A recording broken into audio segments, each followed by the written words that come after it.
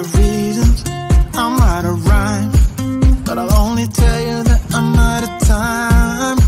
I'm sick of love songs, I'm tired of this, and I wanna tell you straight just like it is. You're watching me like you want me, but you're still holding back, still holding back. Honestly, you're annoying me with the way that you keep playing. Show me your love like it is, like it is, and open my heart like you're fearless. Steal all the gold you can get, you can get. Show me your love, leave me breathless, breathless.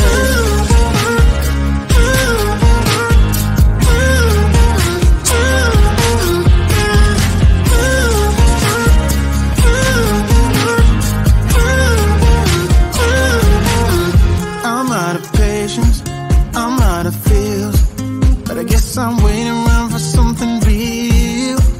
I'm going crazy, like what's the deal? 'Cause I want you to show me what you feel.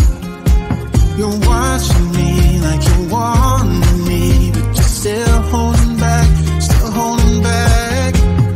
Honestly, you're annoying me with the way that you keep playing.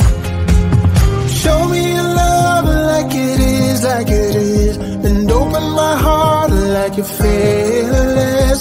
Steal all the gold you can get, you can get. Show me your love, leave me breathless, breathless.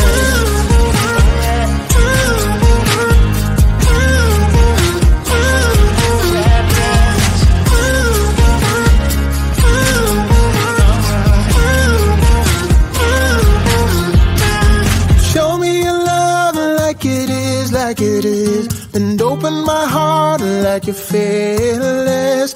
Steal all the gold you can get, you can get. Show me your love, leave me breathless, breathless.